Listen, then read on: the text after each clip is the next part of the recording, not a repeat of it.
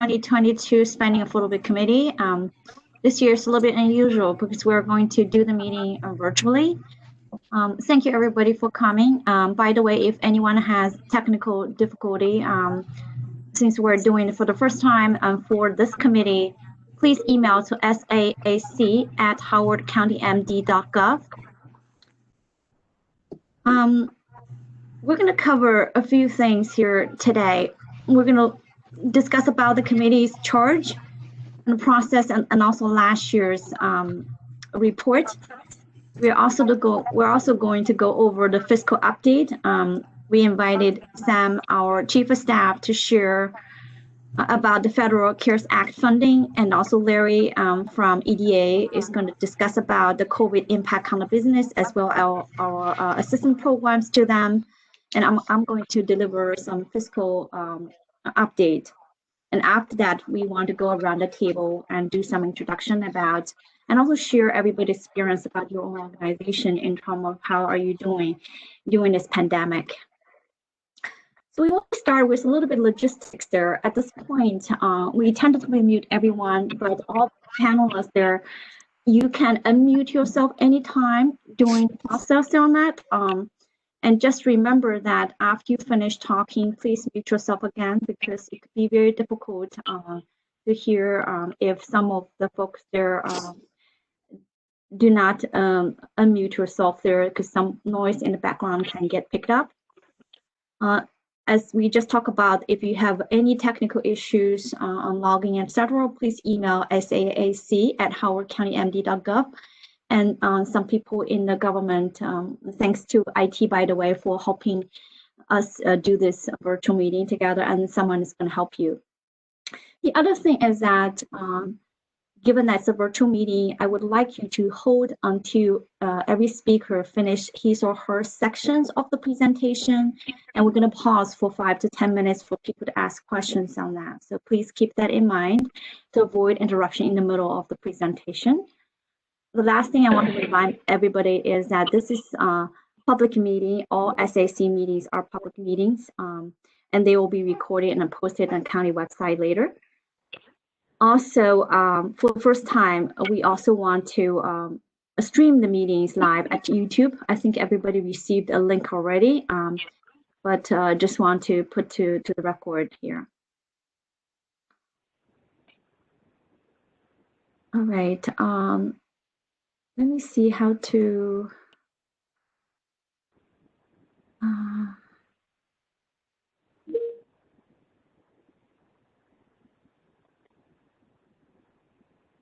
Okay. So I want to pause for 1 minute, check with internal team. Is there anything I need to do differently in order to allow interpreter to come in, or anything else there?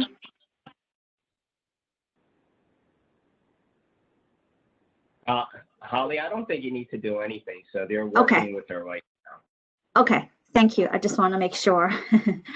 All right, thank you very much. So the committee, I just want to explain a little bit, because we do have a few new committee members, and welcome on board. So the committee is established each year through executive order. It's called Spending Affordability Advisory Committee, and it's established as a nonpartisan residents advisory body, and it's supposed to provide kind of executive data-informed advice on budget and debt affordability. We have very diversified and comprehensive structure here for Howard County's Spending Affordability Committee.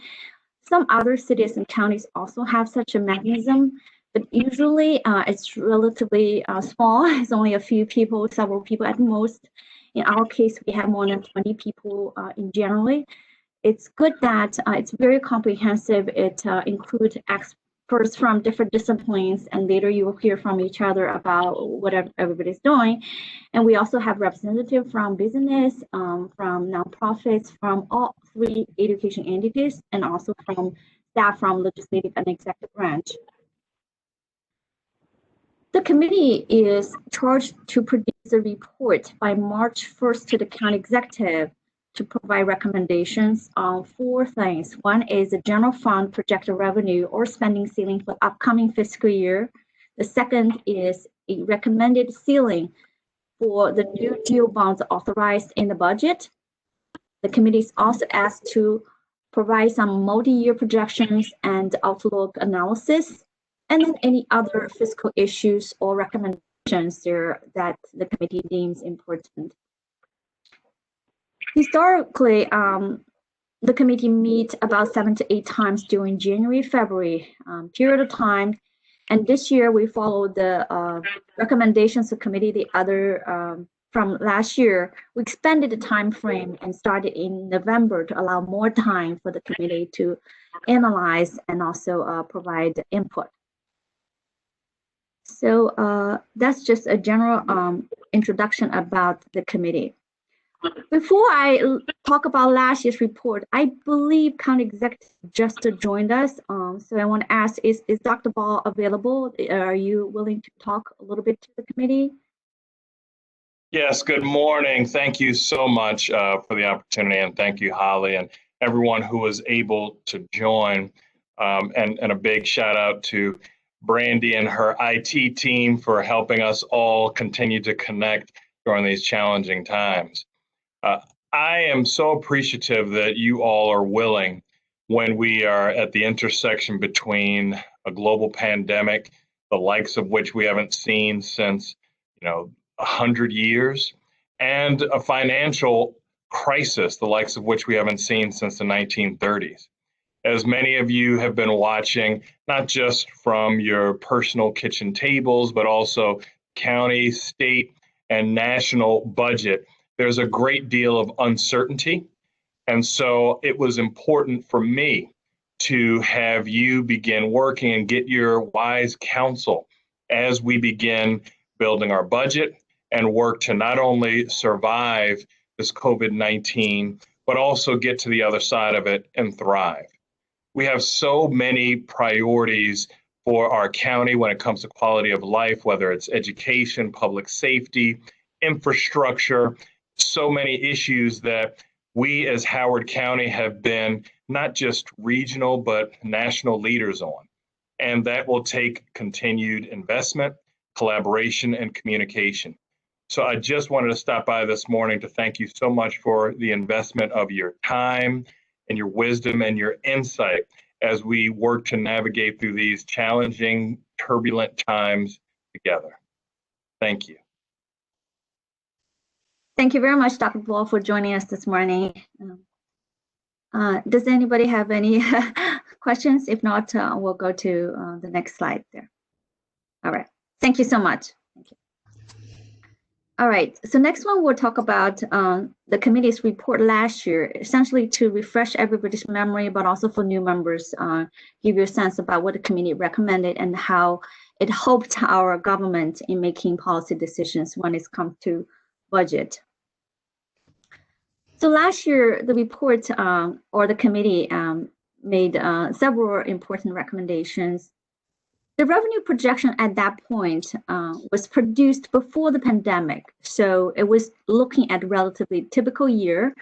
So the report at that point reflected a projected revenue growth of about 3.3%, which is pretty normal. Usually we have around 3% growth in the typical year, at least based on recent years' experience on that.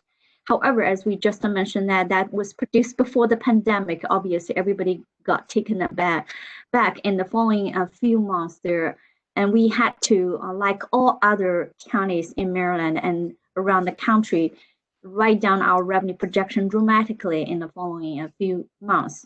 As a result, our FY21 approved budget represents a 0.2% decrease from prior years. So we almost have no growth of revenue at all, because of the concerns on both the economic recession and the pandemic.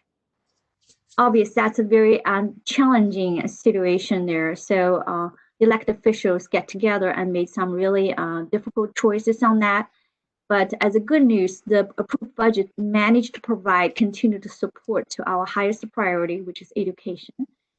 So the county funding growth to school maintained a 2.2% growth, and our funding growth to community college and library increased by 2%. And county agencies in this period of time had experienced a decrease of funding compared to prior year because of the fiscal conditions there. We implemented large-scale hiring freeze and also have to generate savings or push back some of the spending in different parts of the budget. We also had to include some one-time funding, which is not an ideal situation, to support ongoing type expenditures, and also the budget includes some one-time cost reductions, like reduce our contribution to risk management, reduce the funding for snow removal, etc. Again, not sustainable, but it is based on the concerns that or the decision that for fiscal 21, the county want to minimize impact to services or avoid dramatic cuts to our own employees. The report at that point also provide a projected ceiling or recommended ceiling for the GO bond general obligation debt at $17 million. At that point, the committee rightfully expressed the concerns about the funding growth has been slowing down for the county. The general fund revenue growth in the recent years actually has been lower than 2% compared to historically at a much higher number. And at the same time, our debt service payment have been increasing, and the ratio in terms of debt as a percentage of total revenue is escalating and is projected to exceed 10% in near future, which is a policy ceiling of this county. So as a result, the committee recommends $70 million. In the end, FY20 budget reflects $75.2 million, still slightly higher than committee recommendation, but much, much lower than historical. As you can tell that historically, the county issued around 90 or above $90 million of GO. The committee at that point also made a recommendation about a multi-year projection. Their revenue reflect about 2% of growth because of multiple factors driving a slowdown of revenue growth. Even before the pandemic, there's already a projection about a slowdown of economy after the nation experienced a long economic recovery. Also, local legislative impact, for example, Apple, are expected to have significant impact on all kinds of development-related revenues, like property tax, income tax, fire tax, school surcharge, transfer recordation tax, etc. And in fact, one of the consultants 2 years ago was making a projection in 2022, when some of the moratorium kicks in based on Apple, the county could lose up to $15 to $16 million each year starting from 2022. The county also is experiencing demographic changes and the housing changes there, which also are likely to generate a slowdown of revenue going forward. So as a result, it's likely to be a very big gap between projected revenue and expenditures in coming years on that. The report also made some other observations or recommendations. Some of those actually are already endorsed by the government. For example, revenue options or fee review at this point. At this point, the county is in the process of RFP for fee review, and also the county council already approved the e-transfer tax increase 25 cents. That's going to support multiple CIP projects going forward. Legislative impact analysis that's also reflected in CB8 and CB55, which requires both the county auditor's office and also the county executive branch to provide fiscal analysis rightfully for the different legislations there.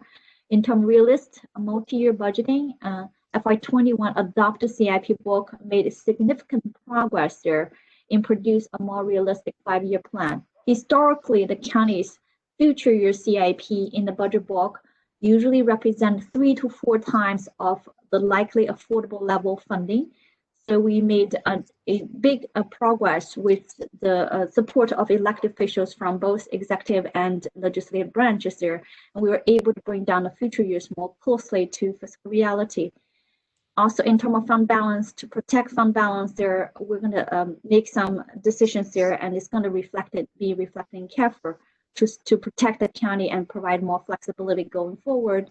And in terms of time frame, as we just talked about, we have already decided to extend the time frame for the committee for more productive discussion. So next section, we're going to go to the fiscal update, but I want to pause for just 1 minute, see anybody has questions there before we move to the next section.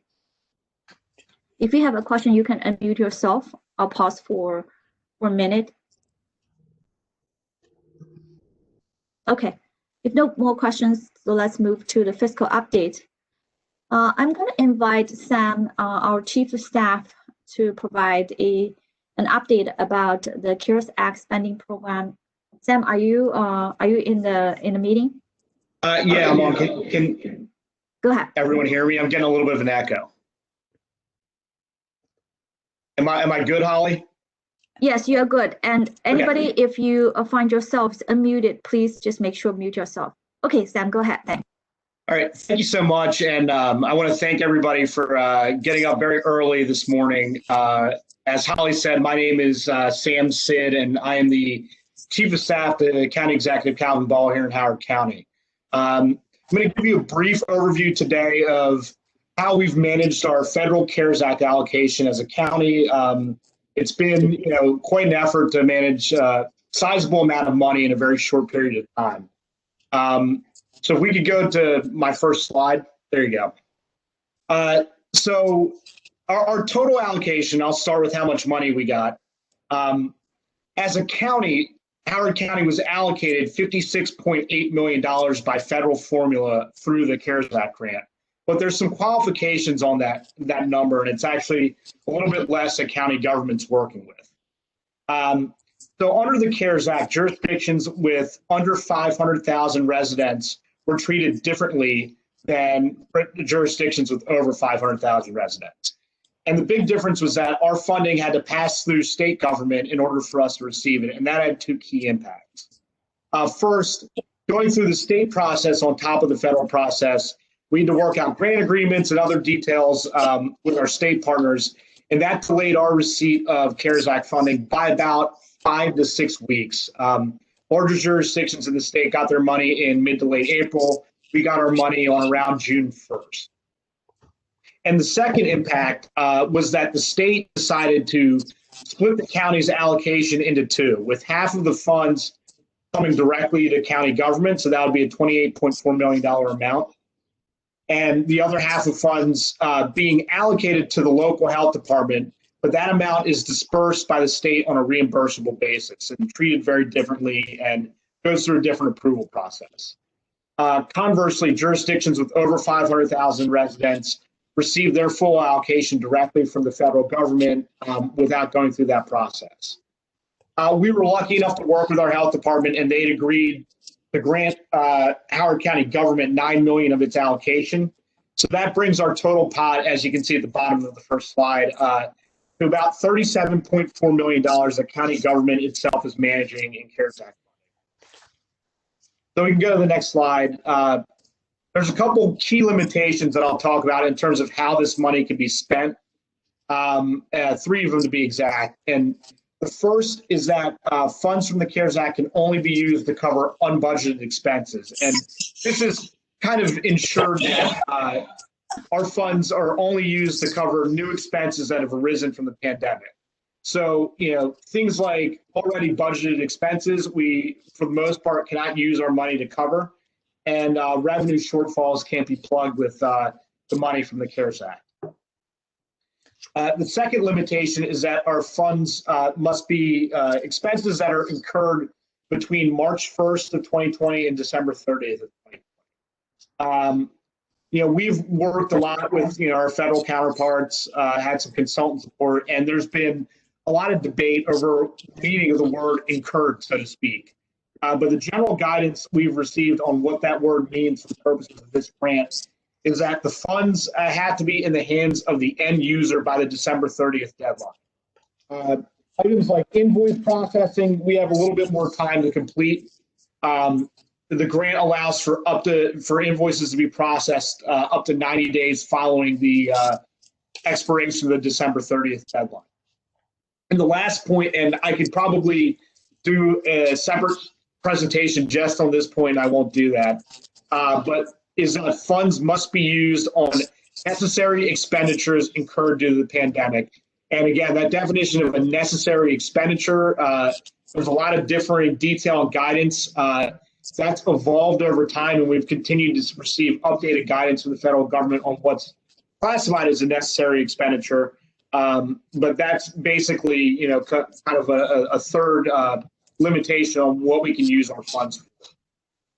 So if you go to the next slide, so we've been tasked with managing a lot of money in the course of a pandemic, kind of on the fly and figuring out the best way to use these funds. And we've operated with two key strategies that have guided our decision making. And the two goals that we've looked at are, one, using the funds to address what I classify as ever-changing and evolving community needs, as we've seen during the pandemic.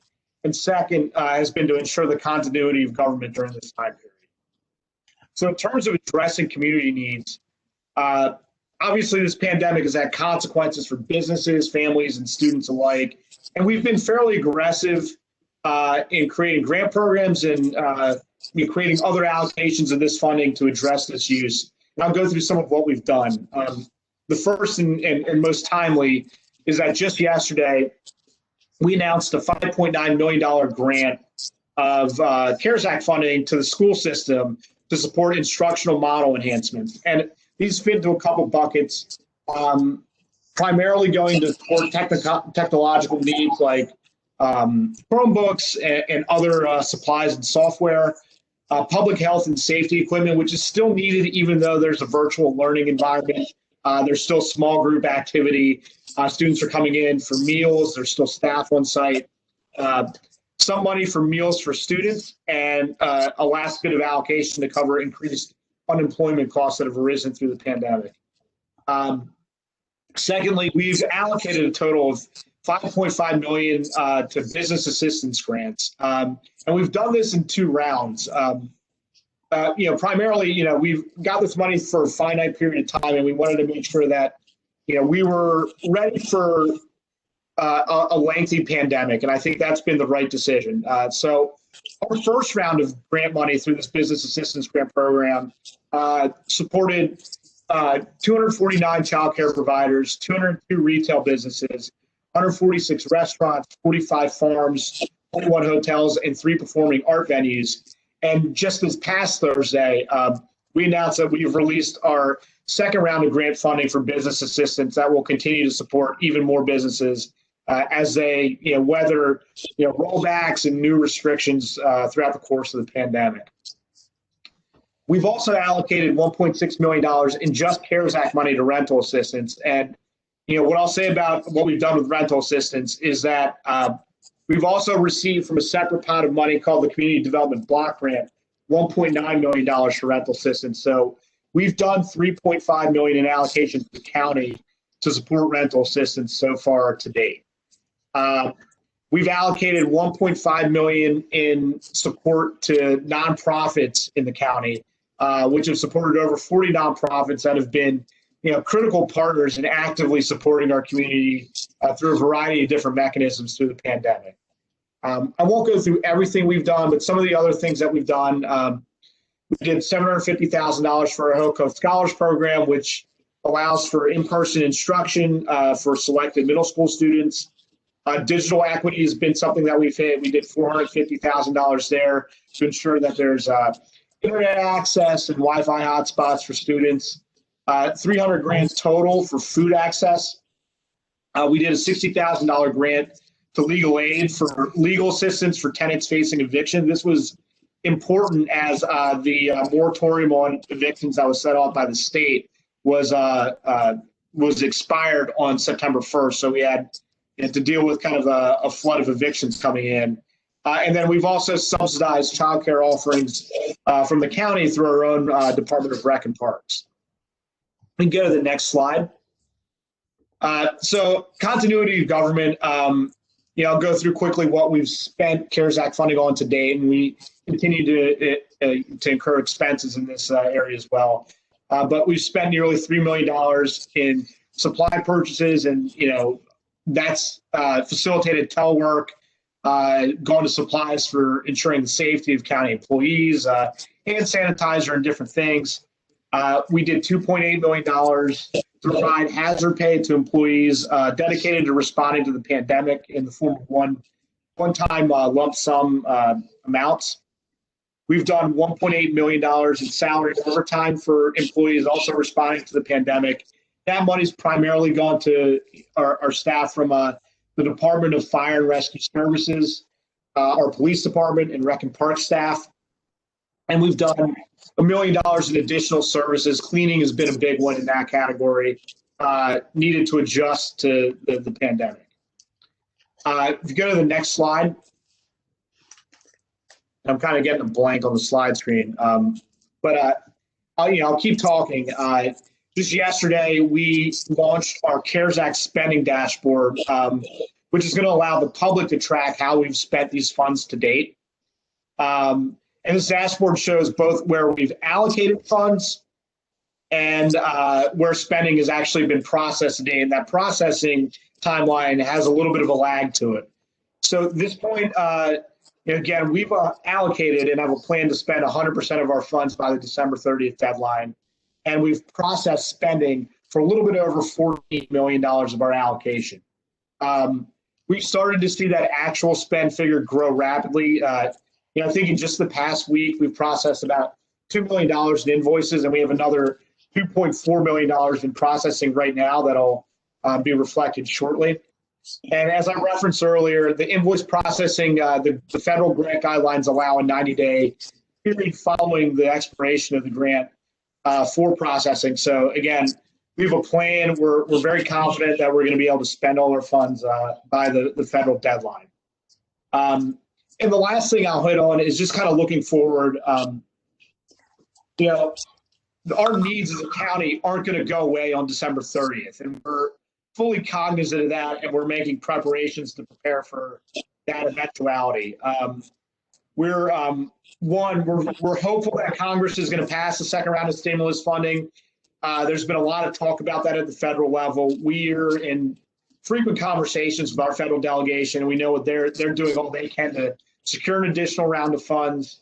But in the event that there aren't additional funds, we're going to try through our budget process to make accommodations and prepare to continue to support our community moving into next year. And so with that, I'll stop and I'll take any questions on my presentation.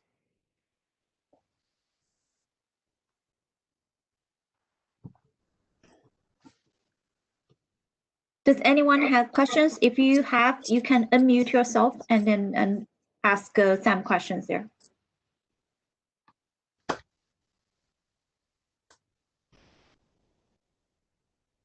Hey, Sam, it's Josh Zucker.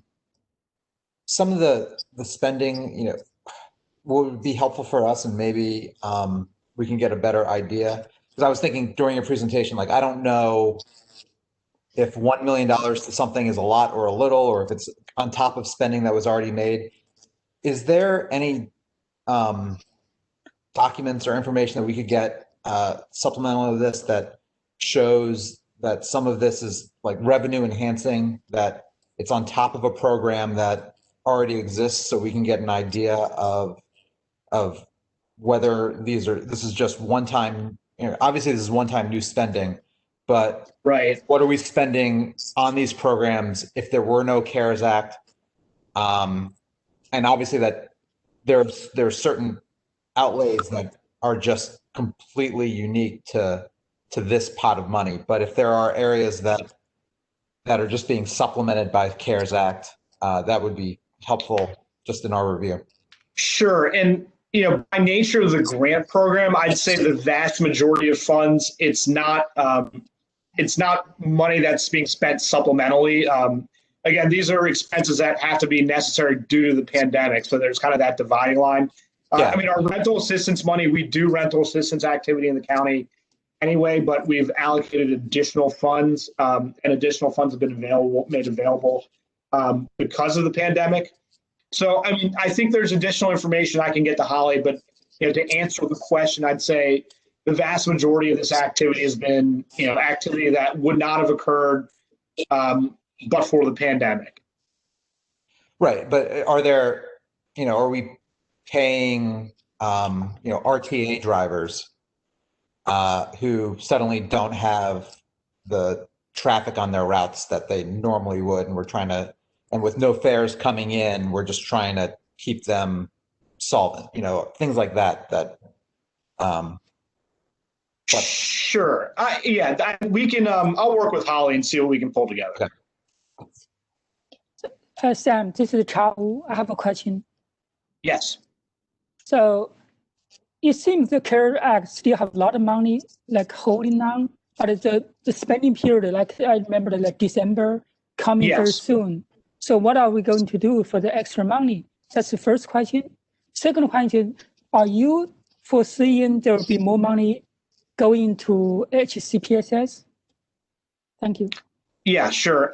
So to the first question, again, so we have 14 million in actual spend that's been reflected, but we've allocated all of the money at this point to various purposes. So like, I went through some of the allocations for business assistance, for the school system, for rental assistance, a lot of purchases for supplies for our DFRS and police department.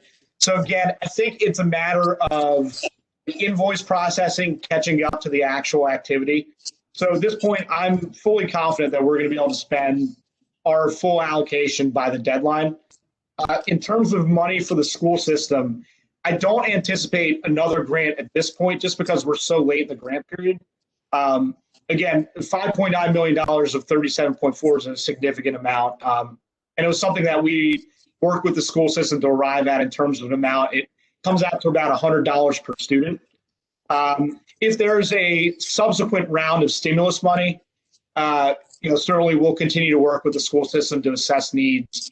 And the last point I'll bring up is the school system also did get $13 million from a separate funding source through the CARES Act. So there's other monies that the school system has received in CARES funding as well. I see. Thank you. Yeah, thank you. Good question. And one part I want to add in terms of technical explanation for the first part of the question is that what's reflected here in actual, it's really reflect all the invoice get processed, which itself has a lag. Sometimes could be a couple of months on that. It doesn't represent what has been allocated. Just use school as example. For example, the 5.9 million has been entirely be allocated, but zero is captured in the actual spend amount because of the timing on that. So I just want to clarify on that. Thank you. Okay. Todd Arterburn here. Quick question. Todd, go ahead. I'm sorry. Is the county able to track the success of the grants that's made to small businesses and community organizations? It seemed like there's, if I was hearing you correctly, there were literally hundreds of beneficiaries of those grants. Does the county know the materiality of those grants and whether or not those companies and community organizations have been able to survive the pandemic even with those grants? Because they seem to be fairly small given the number of recipients. Yeah, and again, that's a fair point, and we've had to spread the money out to cover a lot of need, and it's a finite amount of money. In terms of the business assistance, Larry Tweel's coming on. I think he could probably speak better to kind of the success rate in keeping businesses open. I think anecdotally, our feedback is that the money's been helpful. Of course, the needs probably exceed the amount that we're able to grant, but we're constantly monitoring, and we have different meetings and interactions set up both with our business and nonprofit community to kind of keep our finger on the pulse of evolving needs during the pandemic. So I think the money's been helpful, but I don't think it necessarily covers all the needs that businesses and nonprofits have right now due to kind of a massive disruption in their business model. Thank you. And thank you for the good questions too, Sam. Hey, Holly. Hi, this is Leonardo. Yeah, go ahead. And I guess let me find my camera, I guess for the record. So just to add to that comment, in talking with Larry, because he and I've been pretty much joined at the hip over these last few months. One of the things that we also wanted to do in Howard County, or at least that we discussed, was in comparison to other places where they did a lot of their grants on a first come, first serve basis. We tried to put timelines, I guess you could say, or I guess maybe delivery dates as to when applications could be in. So at various times we could do it in some respects by merit, as opposed to just if you got your application in first, then you got the funding. And part of that was also, again, I think, again, as Sam touched on it, trying to be, I think, maybe strategic or thoughtful as to how do we really stretch the dollars out. In larger jurisdictions like Prince George's County, Montgomery County, Baltimore City, where I think, or either Baltimore County, one of the four, but they had instances where, obviously because they're larger, they got their money quicker, but then they just had this onslaught of applicants and ultimately kind of exhausted some of their early business funds practically within, days or what have you. And so part of that here was trying to figure out, while on the one hand, perhaps not giving as much, but at the same time, how do we help more, and how do we perhaps be a little bit more strategic, perhaps, even as it relates to perhaps the industry sectors, as well as having, again, a specific due by date in terms of applications, as opposed to just get it in as fast as you can and you get the money. Yeah. And I'll add on to that. As Sam had said, we were strategic in keeping some dry powder because we were preparing for a longer term pandemic. So we have the second phase of funding now underway. Part of that process is the folks who got grants in the first round, they're eligible for a second tranche of funds, and they're recertifying that, yes, they're still in business. Yes, they plan to still be in business. So we're able to collect that data sort of real time from the first grants into this second round of grants. And as Sam said, we'll be also studying this into first and second quarter of next year to see that what was this funding, although it can't meet all the needs, there's no possible way, but was it enough to help them get through the worst part of it?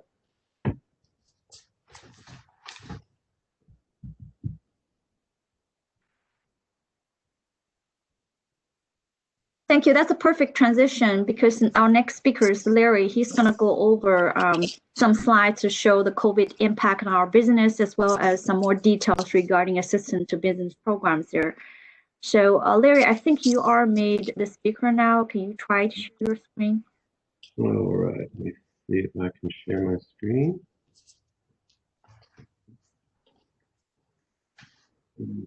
Okay.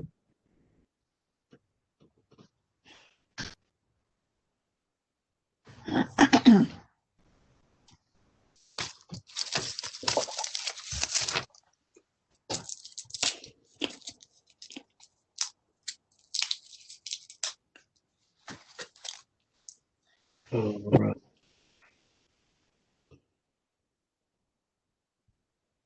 All right. Holly, can you see that? Yes. Okay. Go ahead. It looks good. Thank you. Thank you. All right. Took a little lag on my processor here. We're just going to do a quick glimpse into some of the impacts COVID has had. One of the metrics we track is the commercial real estate market, vacancy rates, and typically in a normal year, below 10% is a good number. It means you have some inventory on the shelf.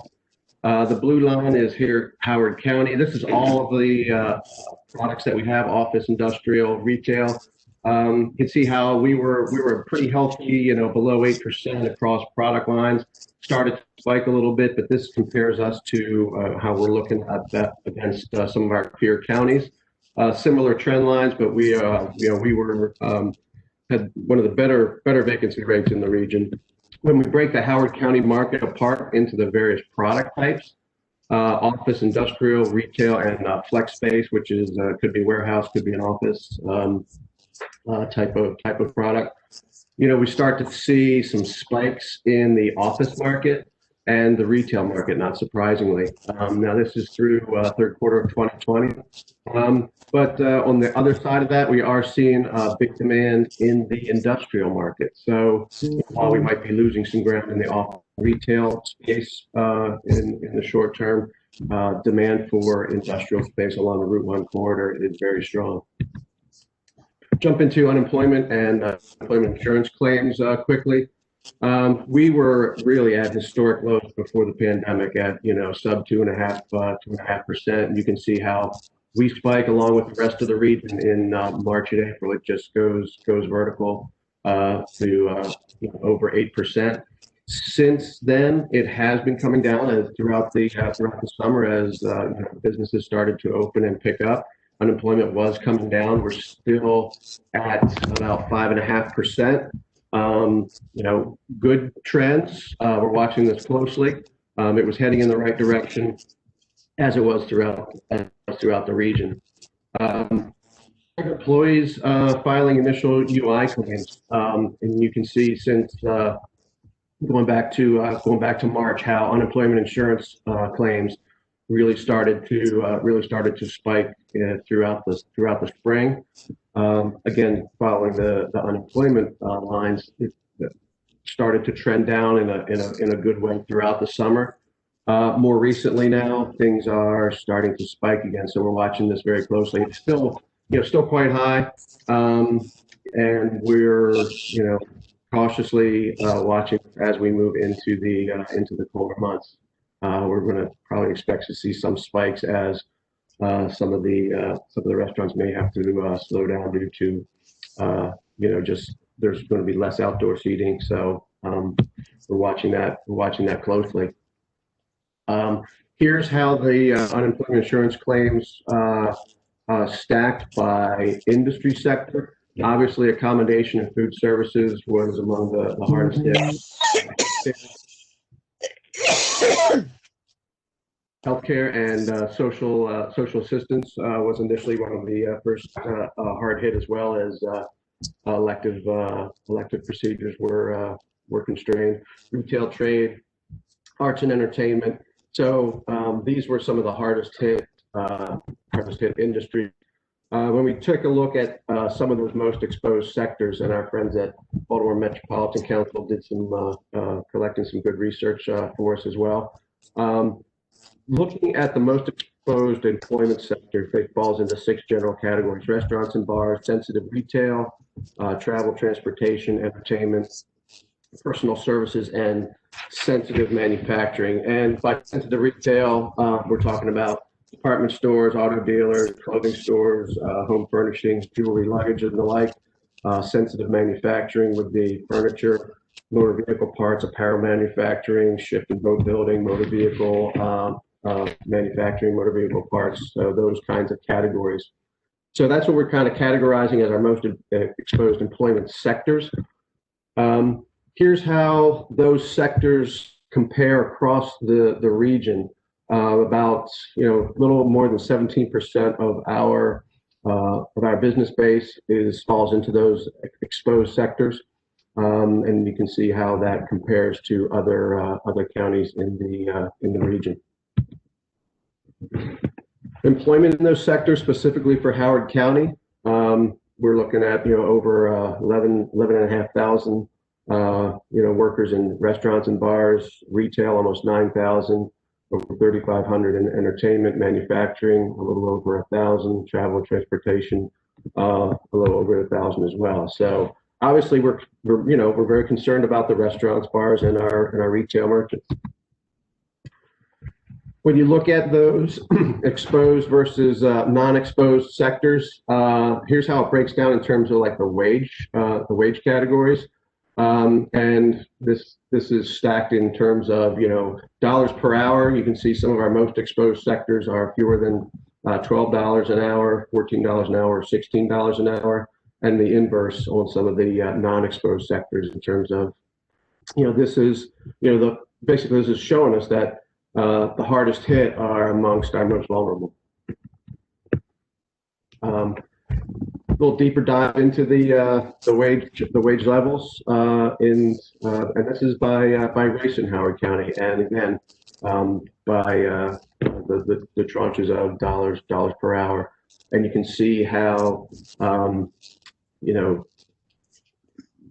25% of the jobs in Howard County are held by Black workers, and how they are amongst the most vulnerable in the terms of the wage categories in the exposed sectors. So this gives you a deeper glimpse into who personally is being affected by this pandemic. Another look at it in terms of wage level by gender. On the previous recession, male workers were more impacted. This crisis, it's impacting the female workers more.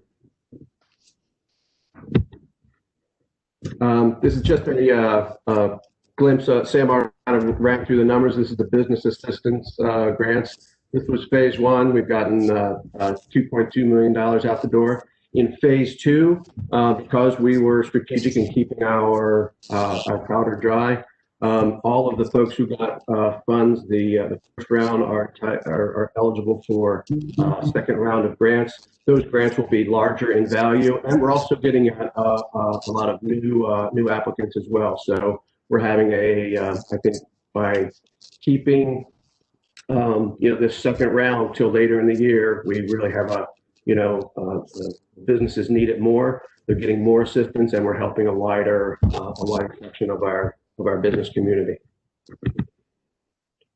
That's all I've got right now, Holly. We'll definitely get into some more things throughout some of the later sessions in the spending affordability process here. But I'll take some questions now, and we'll be back in a later session in a few months. Thank you, Larry. I know Larry has to leave in about 8 minutes on that there, but if anybody has questions, please take the opportunity to ask him.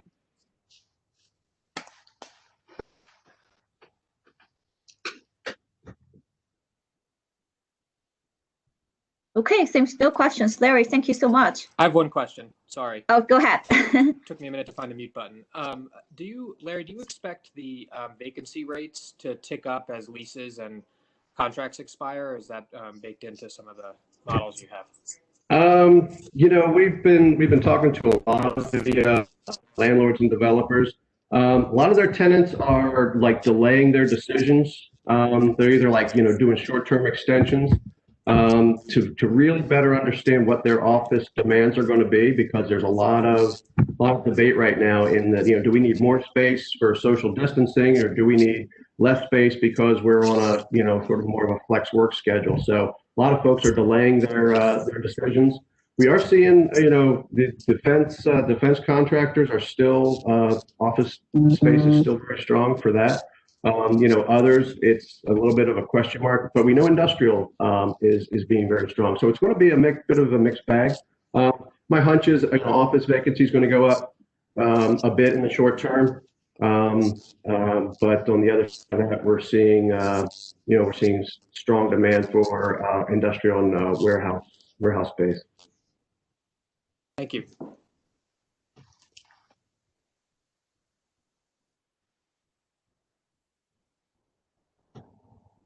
All right, if there's no other questions, I'm also always available. Send me some questions either through Holly or directly to myself, and we'll see you back next week. Thank you very much, Larry. Take care. All right, so going back to the presentation, so let me share my screen again. 1 minute.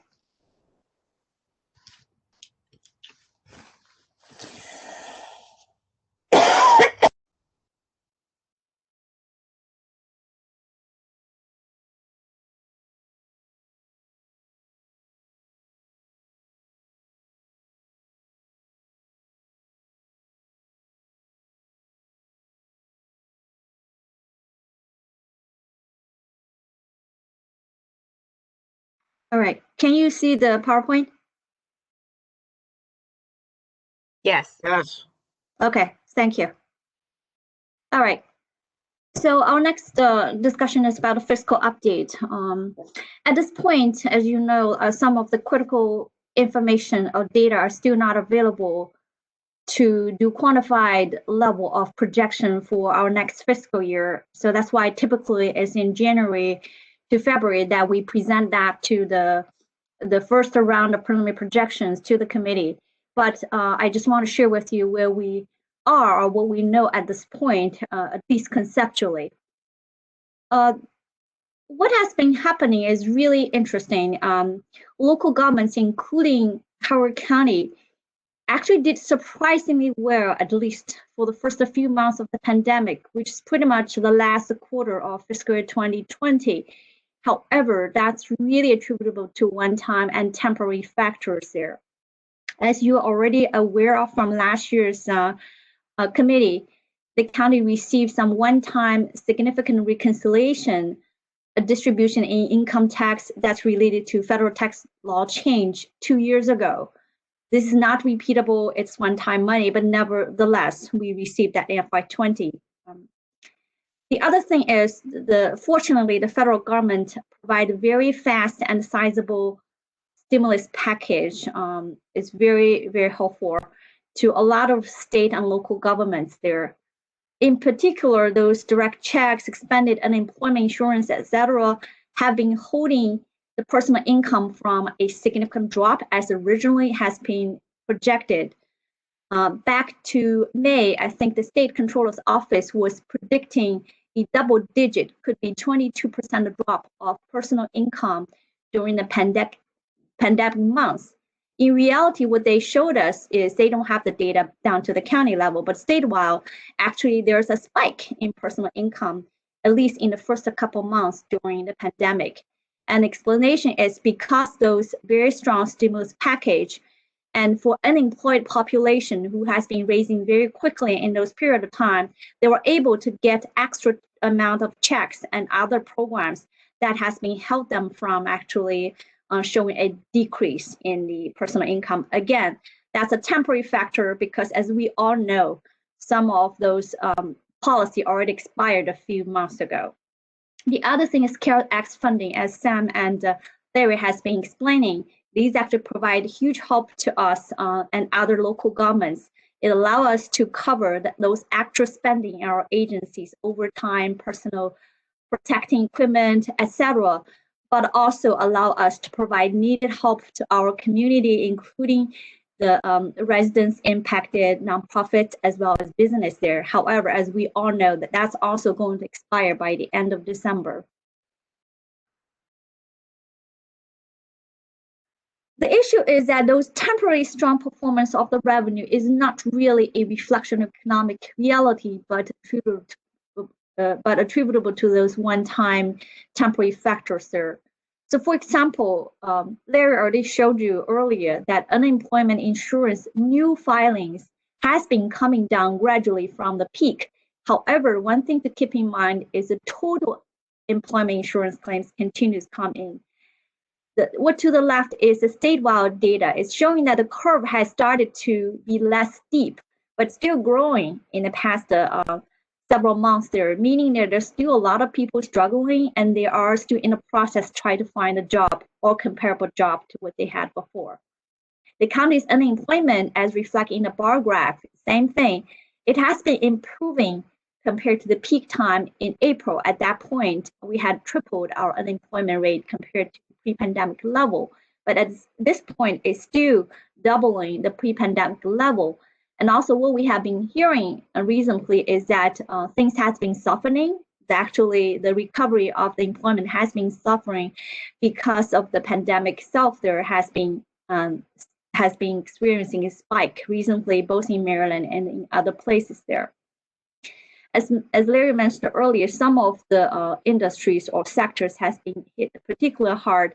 Those are hospitality, entertainment, retail, service industries, and in particular, small business are hit relatively hard, and many of them are still struggling at this point. There's also a lagging factor when it comes to revenue proceeds there.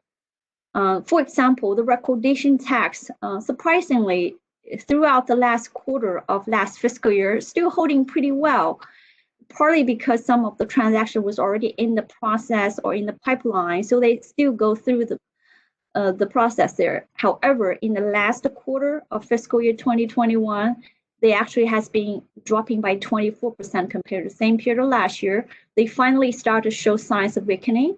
Hotel motel tax also dropped by 60% for the first quarter of this fiscal year, and they have been experiencing double-digit decreases for multiple months. There are some other revenues may even take longer, as we just talked about there. For example, the property tax. Larry mentioned a little bit about what's happening or the uncertainty regarding the business or commercial based market there. What we find it out or heard from the news is that some of the business might take it into longer consideration in terms of allow employees to work remotely. So that might transition into less needs for office space there.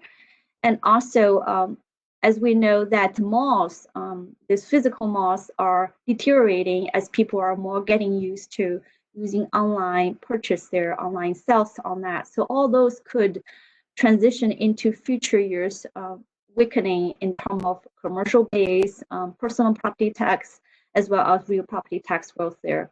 And also Maryland has a 3-year phasing for real property tax. That's another reason that some of the softening we may not see immediately, but it could impact us in the coming years.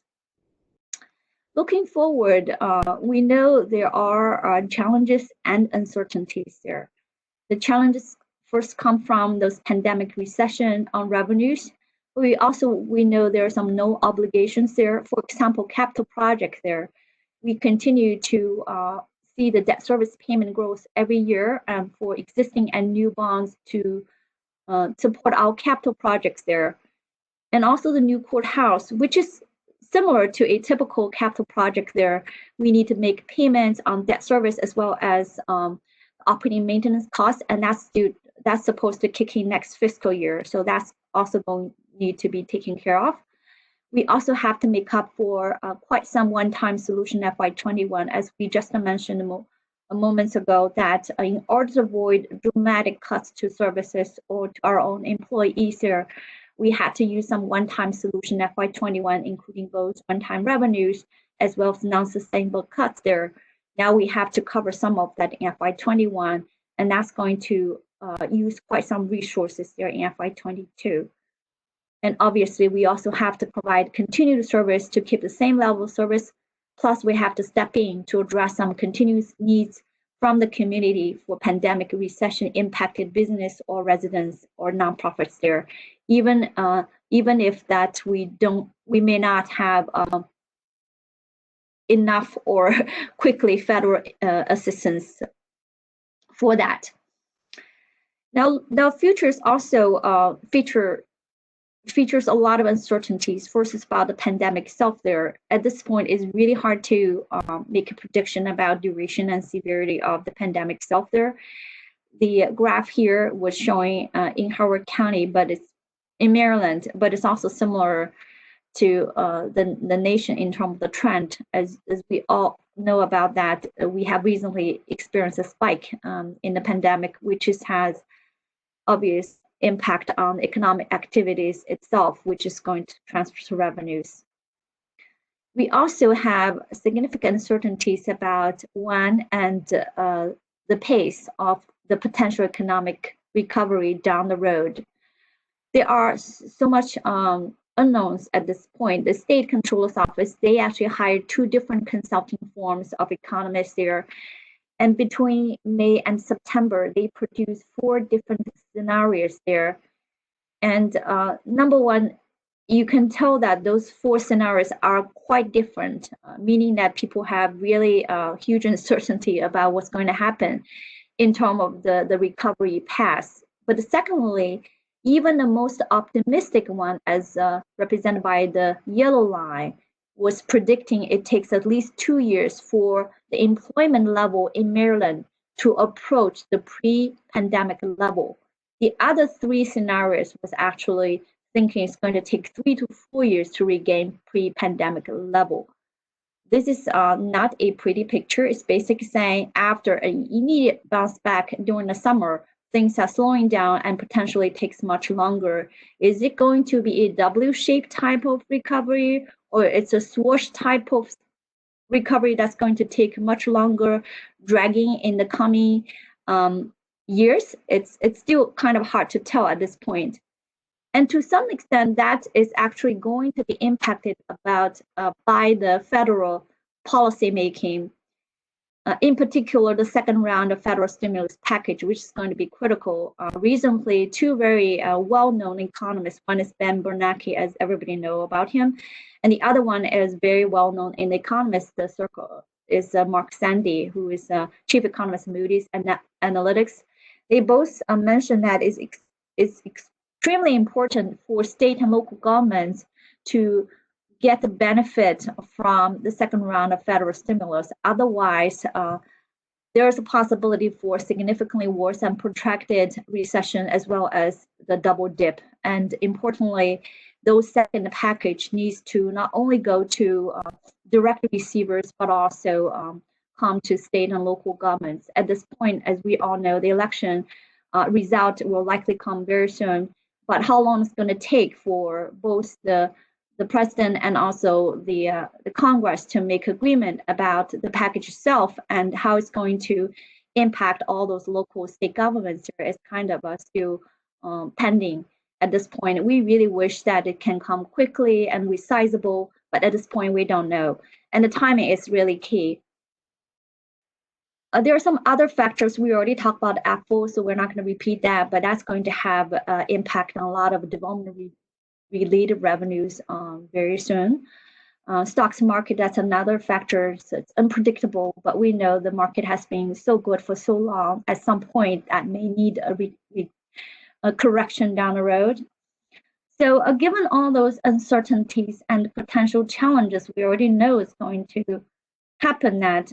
So for early planning, we have been talking with our own county agencies recently and provide them instructions for the exercise there. So our own county agency have been instructed to provide two different scenarios. One is the request based on same service or same level of staffing budget. For example, if an agency last year has to freeze, say 5% of their workforce in the fiscal 21, we were asking them to produce the same scenario for FY22 and show us how much is the cost.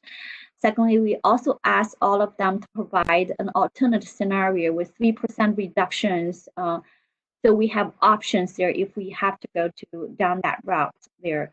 Obviously, it's going to be very difficult exercise because they're already under hiring freeze. They already have a lot of vacancies they cannot fill. At the same time, try to address the typical needs plus the pandemic needs there from the communities there. So I'm going to pause for 1 minute to see anybody has questions there before I go to the next session about future meetings as well as go around the table. Holly, I have a question. Yeah, go ahead. So earlier you talked about the significant revenue drop from like hotel industry and others, but I just wonder how much is the percentage of hotel industry revenue to the county revenue? Because I know because at the same time, people say, so how the property price actually goes up, it's pretty good for them. So maybe that side, the revenue goes up. I just wonder, how do we project that? So the hotel motel tax you're talking about, right? Yes, I mean the both sides. Yeah. Right? Hotel price revenue goes down, but I heard in the property price actually goes up. So maybe that property tax actually goes up. So I just wonder, how do you really put them together to the whole impact? Okay, so a couple of things. A hotel tax itself on that, I don't know the percentage, but I know like first quarter, for example, the first quarter of fiscal year 21, they dropped by, I think, 1.2 million from the same period of last year. So depending on how they perform for the rest of the year, if they maintain that kind of drop, then we'll probably have 6 million, 5 to 6 million drop compared to last year for hotel tax on that. But it all depends. If things started to improve later during the year, it may be less. So that's for hotel tax. Property tax is going to be complex. Number one, at this point, we don't have projection from a state. They wouldn't provide us a preliminary projection until at least 2 months later about preliminary projection and reassessment information will be up actually at the beginning of next calendar year. So that's one thing, we don't have accurate data. The second thing is property tax is going to impact by multiple factors. On the positive side, as you said, sometimes because of the property less of supply, there could be appropriation of higher value in some property there. But on the other hand, there are other factors actually is potentially have downward adjustment. So for one thing, for example, if there's a foreclosure of the houses because people lost their job, they cannot keep the mortgage up to date, which is actually happening currently. And then down the road, that's going to impact house value. Actually, there'll be depreciation, not appreciation. The other thing is commercial real property. And again, some of the business, if they no longer have, if they have high vacancy for the office place there, etc., their property value is actually not based on, they actually are based on those occupancy and other factors on that. So they actually could report a dramatic decrease in property value. And even business personal property, because equipment, they no longer, they have to close the business, etc., that could be a drop on that. So it's going to be a mixed impact. My own thought is that it's more likely to be a net loss rather than a net gain from the pandemic in terms of overall impact. But the data itself is going to come along slowly. And also because of the fact that the state has a 3-year phase-in, so each year they only reassess certain part of the county for each county there. So some of the impact may not be realized immediately. But overall, I actually think it's going to be more likely softening rather than have a boost to the entire county's property base. But we will see later. Thank you. Thank you for the question. Other questions? Okay. Well, feel free to digest there. We have plenty of time to discuss on that. And also, hopefully after a couple months there, we'll have more information. At that point, we'll do more thorough presentation to the whole committee regarding revenue outlook. And also, we have economists there, and they will share their perspective about overall economy, which is going to inform the revenue projections. All right, so the next one is just quick housekeeping and to talk about future meetings. As we mentioned earlier that we typically have 7 to 8 meetings. This year, we're gonna have 11 to 12 meetings there. Since we have a little bit more time, I think we want to take time to dive into some of the subjects a little bit more in a more thorough manner. For example, the next 3 meetings there, we plan to focus on CIP. We invited education entities to talk about CIP first. And followed by some critical infrastructure needs on the roads, streets, as well as big projects in Alex City, watershed, as well as senior center and detention center, some other big projects down the road or in the middle of the construction. So we get a better understanding of that. And CIP is critical as we continue to face the struggle, try to balance the needs of maintaining existing infrastructure as well as to cope with the needs for the new project to meet the community desire there. So there will be 3 meetings to discuss about that. And then Larry is going to host a panel discussion in early January about business development and the commercial base. As we just talked about, there are a lot of interest to understand better about both the COVID impact, but also from the long-term view, what are some of the strategies that can promote and also to boost our commercial base, especially in line of current economic environment. So I think that's going to be a timely and also important topic from a long-term view. Then the next few meetings, we plan to pretty much as usual designate operating budget discussion as well as economic and revenue and debt discussion. We already invited the superintendent to provide a presentation for operating budget in mid-January, and also leaders from community college and library as well. And then we will also invite some agencies from the county to talk about operating budget. So by early February, we should be able to finish most of the discussion, and then the committee can focus on a discussion of the key recommendations for the report. And historically, and we continue to do the practice, we'll put a small team from the committee to focus on the write-up of a draft report, and they're going to bring it back to the full committee by late February for a final review, and then we're going to wrap up and deliver the report to the county executive by March 1st. So that's just a general process. So I think we still have a little bit of time, and so this is our first meeting, so we do have some new faces here as well. So I wanted to just give people opportunity to essentially everybody take, I think we can allow everybody take 2 minutes, a little bit longer than that there, to quickly introduce about yourself, where do you come, which organization, or where, what line of business you're working on, and also give us like 1 or 2 minutes briefing about what do you see the impact from economic or factor or the pandemic on your own business. So I'll go with the alphabetic order, or you can just take turn there. So Tanya, do you want to start first? Sure. Good morning, everyone. Thank you, Dr. Sun. From the library side of things, our biggest impact here has been materials and resources for classes. As you all are aware, we are operating virtually as well and have allowed customers to come in and pick up books in a contactless manner. But we still see very, very high requests and increased demand, of course, on e-resources. So it would be our ebooks and streaming services, which are a pay-per model that is very different than the individual consumer model in pricing structure. So to give you an example, we belong to the Maryland Consortium for e-resources for ebooks, and each library system in the state that participates pays a portion, and then all users can borrow from that pool of ebooks. We are the only system that exceeds, we are the only system in Tier 4, which exceeds 17% of the borrowing of all users. We're at 22%, and consequently, we are the only system in the tier that pays the highest amount, which is about $80,000 more than our next highest borrowing, which is Anne Arundel County.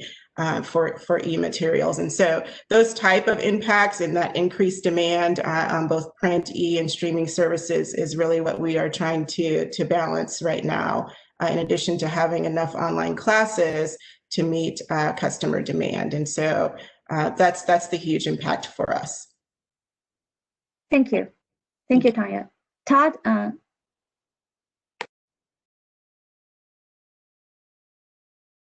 are you still there? Good morning. I'm Todd Arterburn. With my brother, we own several real estate-driven companies in the county.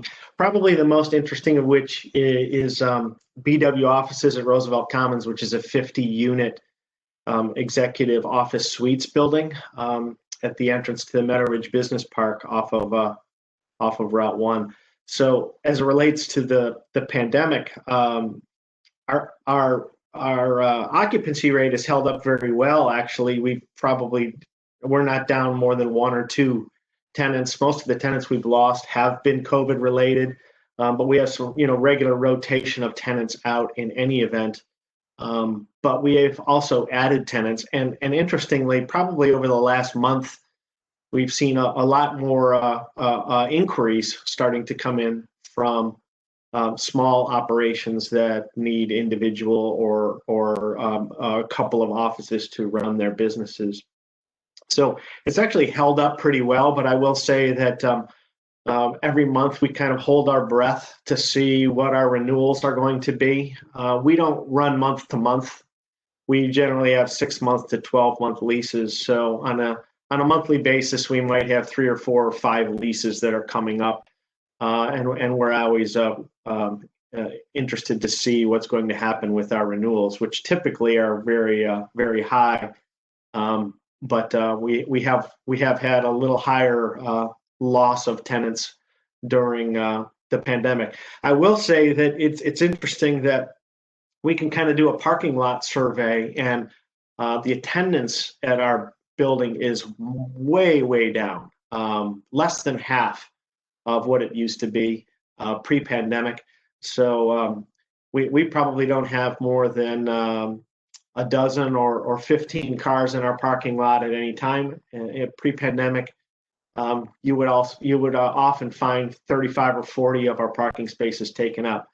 So use of space is much lower, but many of our tenants have a requirement for space. They're state licensed businesses or brokers or attorneys that must have offices. So they do maintain their offices, but they're using them in a much lower percentage than they did pre-pandemic. So we'll see how all of that plays out. I think over time, we may be the beneficiaries of mid-sized businesses that may have been trying to accommodate 8 or 10 office workers, and now they're only trying to accommodate 2 or 3, and then use conference room space to meet on an ongoing basis with their entire staff. So we'll see how it plays out. We're pretty much awash on that side of our businesses, but as I said, we are concerned about lower usage of space and how that might reflect the need for space going forward. Thank you, Todd. That's interesting, the information to know, and so it's very, very timely. I think Dr. Clinch has another appointment, so I'll go to Lynn. Lynn. Hi, I'm Lynn Coleman. I'm the Vice President of Administration of Finance at the Community College. Basically, we have gone to remote classes for the majority of our classes. We have hybrids in some areas because we have to do that for accreditation requirements. So those are primarily in our health sciences area. But I would say the majority of, that's probably only about 5 to 10% of our classes that are hybrid, and the majority are remote. So we did get a cut from the state. The state gives us about 20% of our budget, and we got a 14% cut from the state that we've had to absorb. So we had to take action, such as we unfortunately had to close our Children's Learning Center, mainly because there were more community members in the Children's Learning Center than were students. And so we had to look at what resources we could, divert to our students. So that was one action we had to take. Our non-credit area, which is about 20% of our FTEs, they have suffered dramatically. Their revenue is down about 50%, mainly because of the fact that they have a lot of in-person classes that they really can't hold at this time. So those are some of the impacts that we've had at the college. Thank you, Lynn. Joanne? Hi, I'm Joan Dreesen. I'm the Executive Director of the Association of Community Services, which is really the umbrella organization for nonprofits in Howard County. We had multiple meetings starting in March with our members because, of course, everyone was trying to quickly switch to a virtual format, implement emergency programming. So we assisted with that process and helped people to make collaborations and partnerships so that they could continue. But over the summer, we decided we really needed to do an in-depth survey to see where things stood. So at that point, and this was end of July, 57% had moved to all virtual programs, which was quite a shift and quite an expense for many of them because technology is something that often nonprofits do not invest in as much as other sectors. 23% of the organizations had to create new emergency programs to meet the growing needs in the community. About 17% saw significant increases in demand for their services, but at the same time, about 17%, an equal number, saw decreases. And oddly enough, this was in the areas primarily of domestic violence, child neglect and abuse, and services associated with the foster systems around that.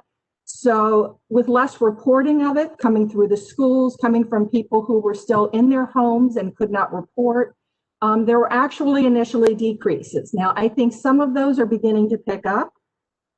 And the fee for service went down by 10 to 50%, with the bulk of them being in the 50% range.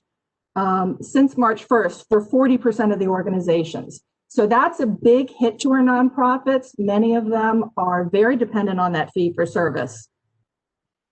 28%, and it was a big concern because they were drawing on cash reserves, and 28% had less than 120 days of cash reserves prior to March. So they were drawing those down pretty rapidly. 43% as a result reduced expenses. Most of those were in the contractor areas. They needed to continue to keep their staff employed, some of which had the PPP loans, so that was a requirement for that. 40% though had not replaced their in-person fundraisers. And I think everyone's familiar with the number of events in this county, and most of those are to help the nonprofit sector with their operating expenses. So replacing those is difficult. Many of us hold them in the spring. All of those were canceled. And replacing anything with a virtual for a large scale event can take 6 months. So they had not replaced those, so they were still drawing down on those cash reserves. Those who did, and the ARC was one of those organizations, had fewer participants and less revenue. So we are still trying to figure out what to do. Many of us had postponed our events until the fall. Clearly that wasn't happening. So people are pivoting now to try to do the virtual fundraisers, but they're A, expensive to produce, B, we don't have as much experience doing it successfully, and C, you get less revenue from it. So we're all trying to pivot and trying to figure out how to stay afloat right now. I will say that individual donations are up by 25%. So the community has really been responding. We are finding ways to incorporate volunteers back into the programs, and we're highly dependent on volunteers. So the community has really been responsive. And our local funders have really pulled together to try to work together and meet the most pressing needs. So the Community Foundation, Horizon Foundation, Women's Giving Circle have all stepped up to try to respond appropriately. That's about where we are for right now. Thank you, Joanne. It's very informative, not only for your own organization, just for nonprofit status in general. So thank you for sharing. Peart, go ahead. Representing Howard County Association of Realtors, the secretary on their board. The housing are well aware that house prices have been going up, and while we've seen 3-4% increases over the last few years, this year definitely we're seeing well over 10% increase. So it actually, for selling, has been really good for prices, and that's solely driven, as far as we can tell, due to people pulling their houses off the market and not showing their houses. So inventory dropped, and consequently house prices went up. How does this affect buyers, sellers, and renters? Well, it's great to be a seller. House prices going up that much. The sellers are selling quickly and easily. More offers at full price, getting very frustrated. And there's also less rental inventory. It's tough to be looking for rental space right now for residential. The agents that represent the buyers are working harder than ever, making more offers, and those that are representing the sellers, they're having a great time. It's houses sell in a week, and so the types of agents definitely makes a difference. If you have a lot of buyers, it is a tougher year for you. If you're focusing on listings, it's a wonderful time. Brokers are, the rumor is, considering having less space if they can. Offices may be downsizing to space-wise and having more agents work from home. That I think will be a long-term ongoing trend. And where we're seeing things right now, prices, they're going to stay stable.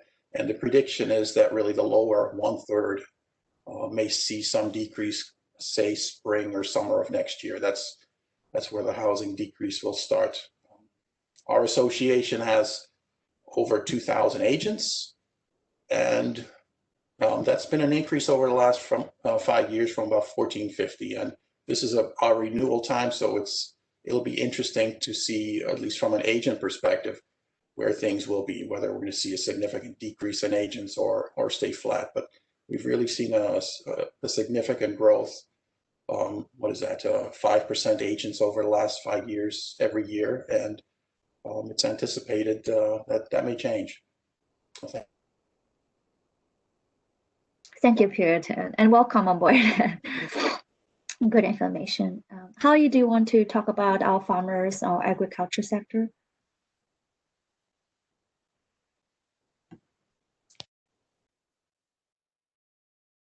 Just on my phone, the screen on the computer, but I'm the former president of the Howard County Farm Bureau. We also, my wife and I, run Mary Acres Farm. We board 50 to 55 horses. We've got 20 to 25 beef head, and we make 170 acres of hay. Farmers in general are doing pretty well. One of the biggest challenges was processing our beef products. We do not have a meat processor in Howard County, so we reach out to the surrounding areas, and we could not get dates for processing because it was just a jam with the shortage of larger processors across the country shutting down. So that made it a little difficult for a while, but it is catching up. The vegetable farmers are doing well, but I hesitate to say they're going to go into winter really well, because if weather holds warm, they can continue to get in their greenhouses and keep the the products coming and the produce growing. But if it's a hard winter, that could slow down drastically, and some of them have to put in extra heaters and things for to keep that going. So that could be a concern. As far as the crops with corn, soybeans, it was a pretty good year. We had a super hot July, and we've managed to keep plenty of moisture there. So the crops have actually grown well, but aren't drying down as well as other years. So that does slow harvest a little bit, but that's going to catch up, I'm sure. It's just one of those things. But other than that, the farming community is doing pretty well. We're trying to protect ourselves. If you guys have gotten the virus and recovered, and hopefully that will stay at a minimum. We have to go every day with what we do, feeding the animals. So it's a bit of a mental stress just to make sure you're protecting yourself. But we'll do the best we can. But it's good to be on board with you guys, and thank you all very much. Thank you, Holly, and welcome on board. Next is Dan.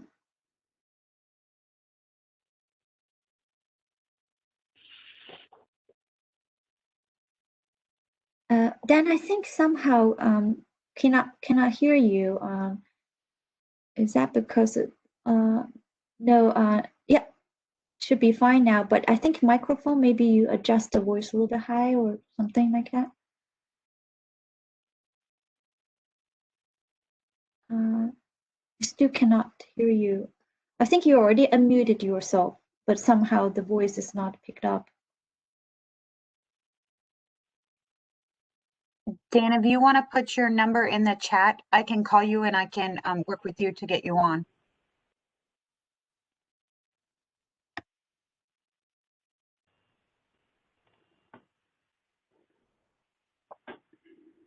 Okay.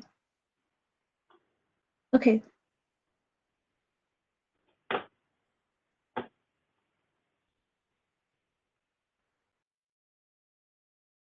So let's try this way. While Brandy, thank you very much, Brandy. While Brandy is helping Dan, let's move to the next one first, then we can come back to him. Alan, are you on?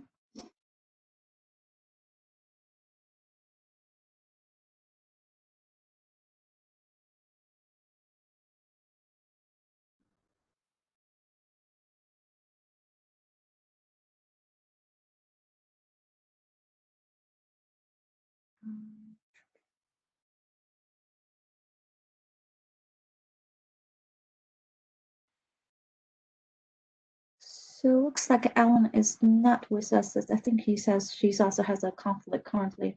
So let's move to next one is John Hendrickson. John, are you here? Yes, I think I saw you earlier. John, do you want to go ahead? Yes, can you hear me? Yes.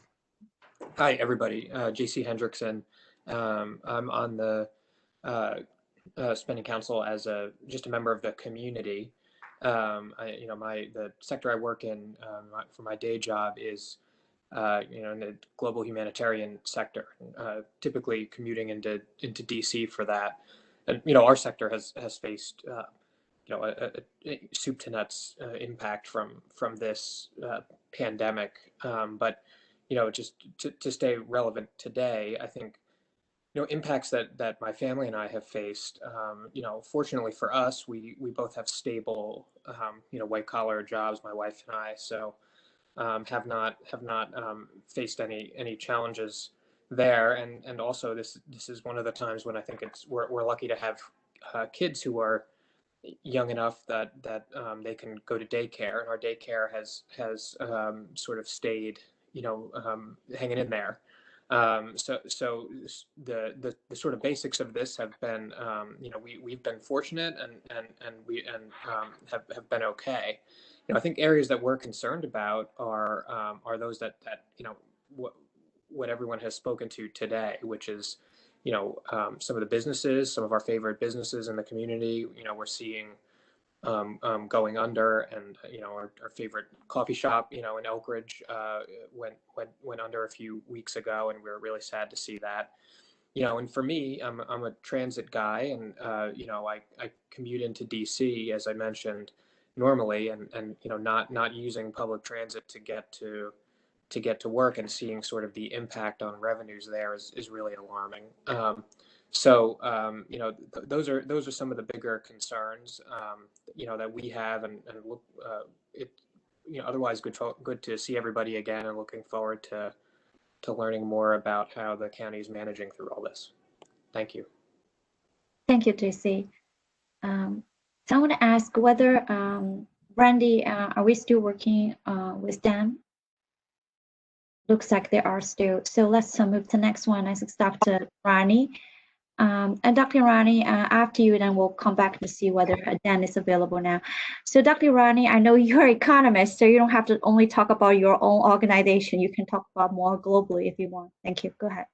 Sure. So thank you. So I'll talk a little bit about Towson University. I'm the Vice President for Strategic Partnerships and Applied Research. So, like all colleges, we did see a bit of a dip in enrollment. Our continuing students maintained. We did see a fall off in our freshman class. Applications were, on target, but again, those were pre-COVID. But I think decisions made about attending classes in the fall, many students sort of decided to opt out. The other challenge, obviously, on campus is we have a reduced density, so all of our dorms are singles, so it's not business as usual. So that's a challenge. 85% of our classes are online. We do have to have some classes in person, some practicums, clinicals, and such. So the challenge, it's a parking lot survey. I've driven up to campus every so often, and I see that parking lots are completely empty. So it is a big change. Staff, again, my own team is about 95% online. So we're working on various platforms. So that's been good. Overall, the economy struggles. I mean, as again, echoing John Hendrickson's approach, both Wi-Fi are fortunate. We're working in white-collar professions that allow us to work from home, but we do know that there are many challenges for individuals in some of the adversely affected business sectors. So we're concerned about that. I guess I will be speaking to this in the beginning of sort of the end of January, but this economy nationwide, Maryland will face significant challenges in the next 3 to 5 years to recover from the long-term impacts of the pandemic. So anyway, so thank you. Again, it's great to be back, and I look forward to working with everyone again. Thank you, Dr. Irani. I believe Dan is okay to talk now. Dan, do you want to try? Sure. Can you hear me okay now? Yes, thank you. Go ahead. Okay, great. So hi, I'm Dan Gick, and it's my second year on the committee. I'm currently working with Sienna Corporation in supply chain management and procurement. Interestingly enough, I started with them in the beginning of March, on March 9th, and I worked exactly 3 days in the office, and they closed the offices, and I've been working remotely ever since. So it's an interesting way to start with a new organization. So if you're not familiar, Sienna Corporation is, they specialize in high-speed optical networking infrastructure and software solutions. They're based here out of Maryland, but work globally. So challenges with global supply chains have been quite challenging in some cases, but certainly we're managing to that. So, you know, as you would imagine, high-speed infrastructure and optical networking is a market that's certainly, you know, silver lining of COVID and pandemic is it's been certainly beneficial to our business. Now, that being said, despite beating analyst estimates and having a really good first couple of quarters while it was there, pending outlook and orders from those telecom providers and network providers has been challenged. So it's becoming more and more unpredictable. So we're certainly a lot of that and impacts of global supply chains has certainly been impacting our business as well. But I guess coming into this, I'm really interested, and I think I heard Todd Hardeburn say earlier, the unpredictability of what the commercial real estate market is going to look like after all this is something I'm really interested to see how we're anticipating that, not only just in just the short-term re-ups and renewals of leases, but then are we looking at and doing any kind of investigation into what businesses are predicting how businesses will change and how they do business? Because what I do know is Sienna Corporation, they've always been a remote working company, but that being said, that doesn't mean they didn't have a significant commercial real estate space over in Arundel County in this case. But what I do know is that companies like ours is going to be going much more to complete working remote with much more flex space than what ordinarily what companies would typically have. So I'm interested to hear how we're anticipating working through that model within the commercial. Because this time last year we were talking about how will we potentially draw more businesses and build more commercial real estate in the county with limited physical real estate available. What are we anticipating there?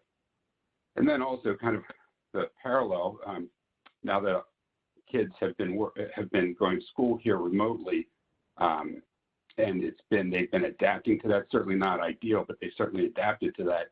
What's the plan for that within Howard County the school system as well? What are the anticipated changes and what facilities needs are going to be moving forward?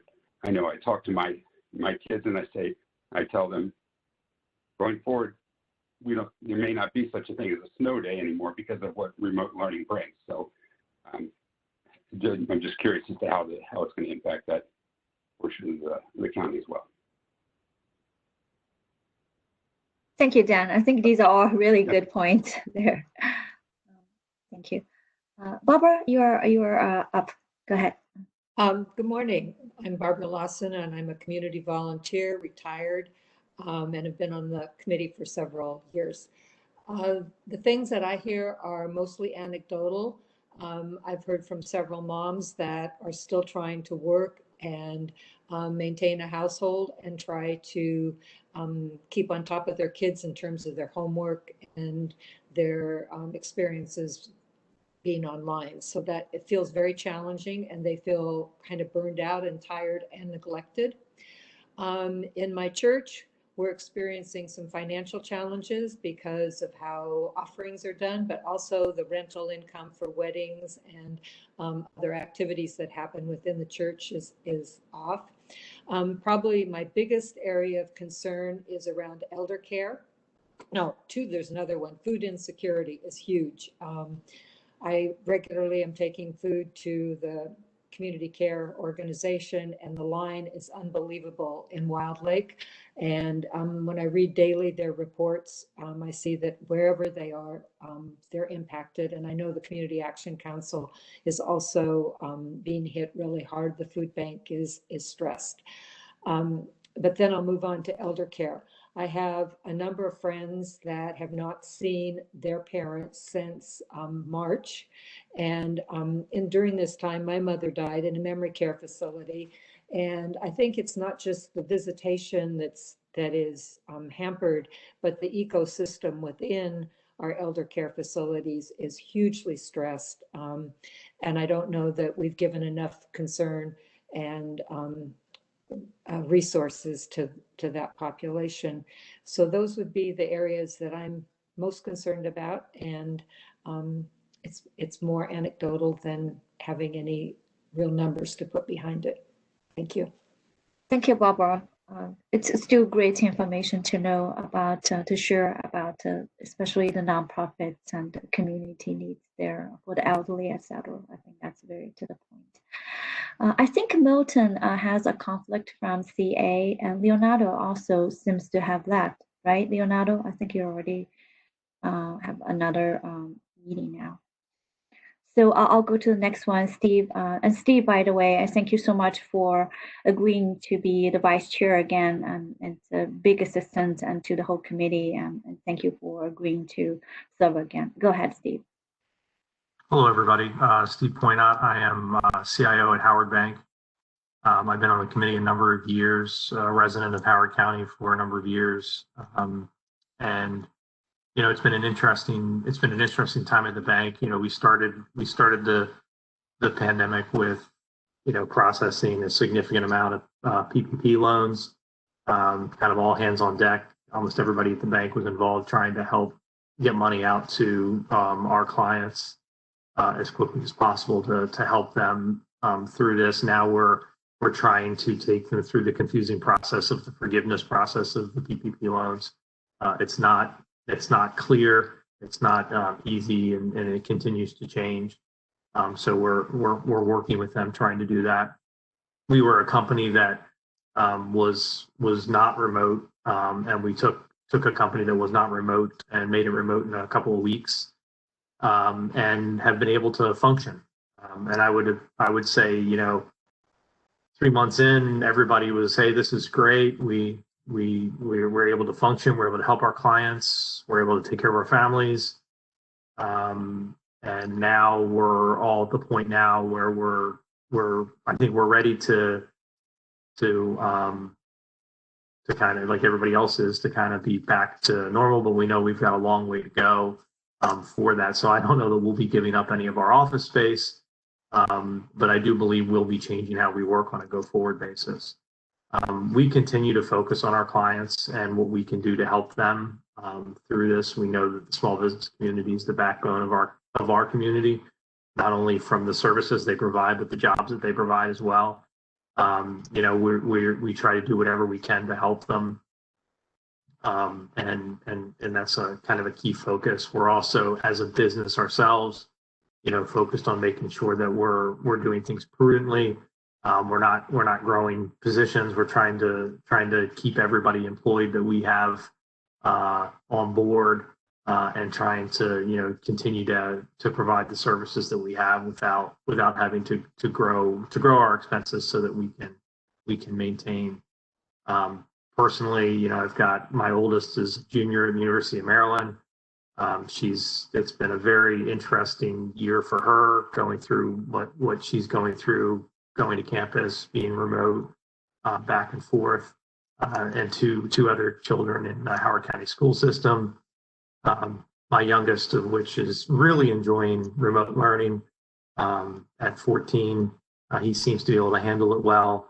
My oldest, my middle daughter, is a senior, is very disappointed that she's not going to get to experience her senior year at school, but hey, she understands what's going on. She's now currently doing her college applications for the fall. We are optimistic that she will be able to do that in the fall, but we'll see. So, and I'm excited about just learning more about how we can help and guide, you know, give advice to the those in the county that can make the decisions that we need to make as we go through this process. And I'll remind everybody, as I do every year, and as was reminded to me, doesn't matter what the committees have said in the past. This is this committee, and this is the future. And the information that we have is what we have, and we need to look at everything deeply and understand what we're seeing, and give the recommendations that make sense for the information that we receive. So thanks everybody for volunteering to be on the committee, and I look forward to working with all of you. Thank you, Steve, and thank you for the leadership. Next, I think JTAB is not able to make it, so I'll go with. I'm here. Oh, you're here, JTAB. Go ahead. Sorry Hi. about. Go ahead. No worries. I've been on. I'm sorry. I've been using my phone, so you may not be seeing my name pop up. It may be whatever the phone name looks like on here. So good morning, everybody. Jahantaf Siddiqui. I'm the Chief Administrative Officer for the Howard County Public School System. And this is probably my,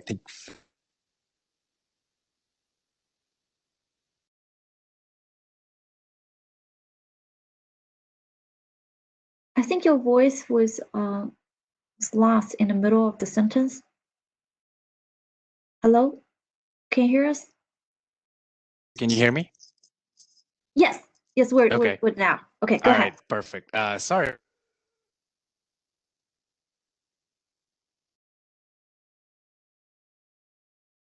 Jahantaf Siddiqui, Chief Administrative Officer for the Howard County Public School System. Look forward to a very productive conversation with all of you over these next few weeks. As I was saying, I'm not sure how much of that got cut off. This is probably my 5th or 6th time, I believe, serving on spending affordability.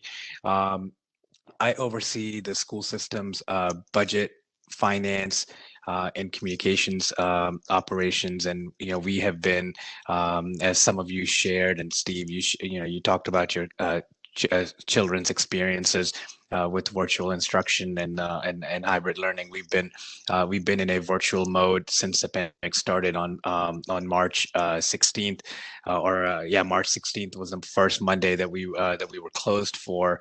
We just marked the 8-month point of when students were last in our buildings. This has been quite the transition for the school system as we had to adapt quickly to provide continuity of learning in the spring to ensure that a level of learning still occurred, and then get ready to really be completely virtual for the first semester. And as the board made the decision earlier this week, we will be virtual again for the 3rd quarter as well, which would put us through April 14th. And at the same time, we will continue to enhance the small group learning centers that we stood up about a month ago. We did make a decision earlier this week based on the growing number of cases in the county to close all of the small group learning centers through the end of November, and then we will continue to reevaluate the status of those learning centers as we monitor the metrics along with the Howard County Health Department. It's certainly challenging because ideally we would have all of our students in our buildings or who do a wonderful job of nurturing and educating our students have really this is not what their training was. They're used to providing support. They're used to providing an education in our buildings, and in an ideal world we would be back in our buildings as soon as possible so that our students can start to receive that face-to-face support and nurturing that they need, and in an ideal world, we would be, as a system, we would have been at a point where we had a 1-to-1 student-to-device ratio, so that all of our students had Chromebooks. So in the spring, in late March, we moved very quickly, working with the Board of Education and their support to purchase Chromebooks for our students. And then through a combination of our savings and some CARES Act funding, we were able to advance the one-to-one initiative.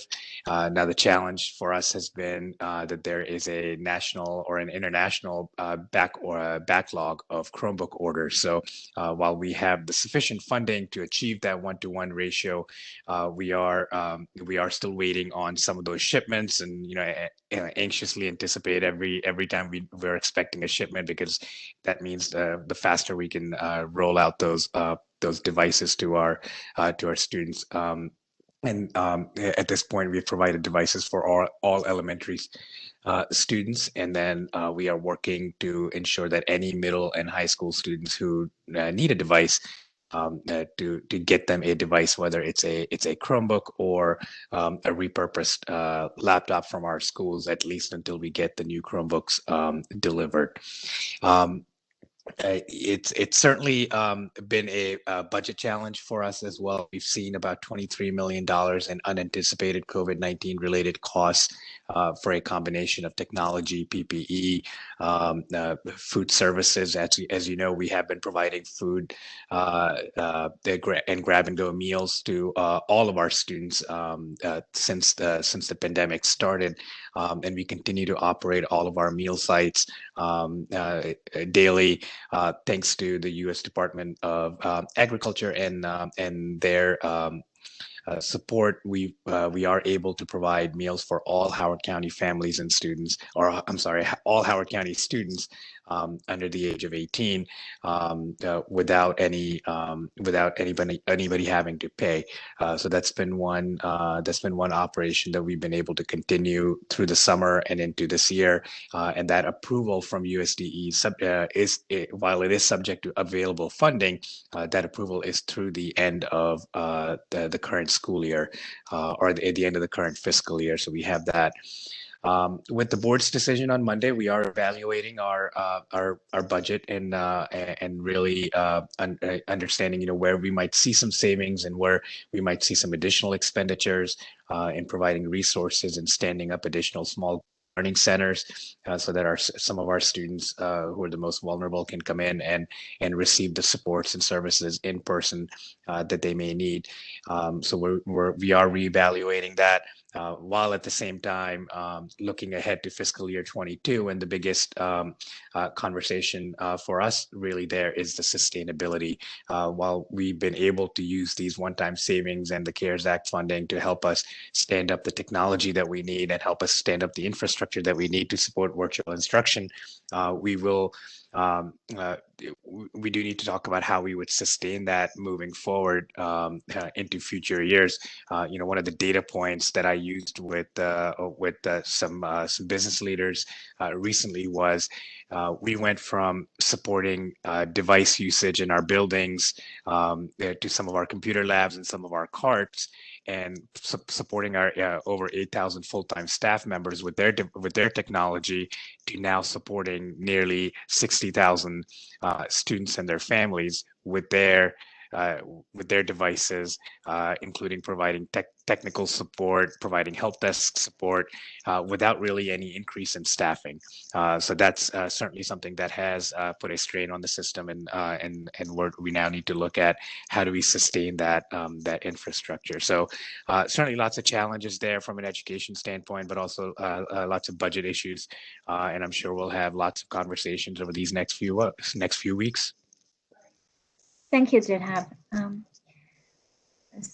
Yes, as you said, there will be a lot of discussion going forward to talk about the challenge and how to address that in coming weeks there or months. Next, Josh. Hey, Josh Zucker. I am on the committee, I think, for the 5th or 6th year, and I'm a citizen member. I'm not affiliated with any Howard County department or part of a community group. But I do work for Oracle, where I'm an attorney that does mostly antitrust and privacy matters. But we have a pretty large building and a larger footprint in Howard County.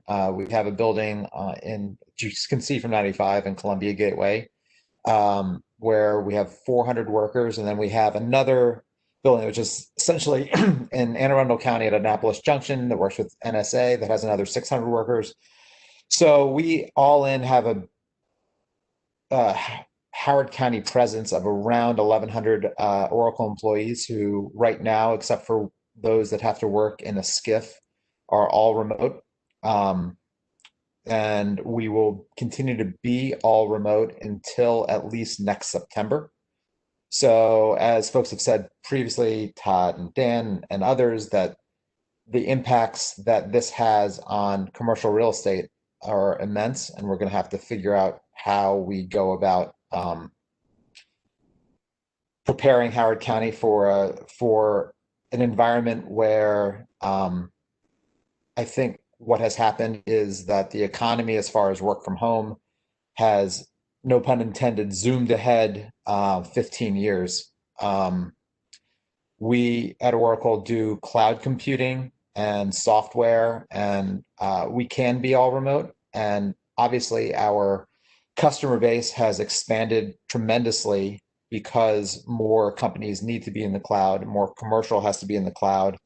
And our corporate clients are expanding work from home. And that has, if you look at just looking at the stock market, the companies that are doing the best are the ones that are providing a lot of this cloud infrastructure. And we are one of the top 5 companies in cloud infrastructure. So that's been great for our bottom line.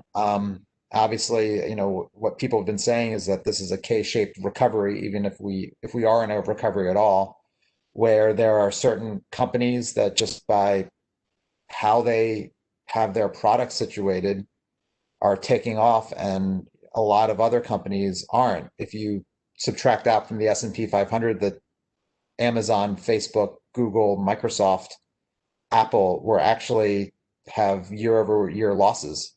And I think the fact that the economy is this unequal is really telling.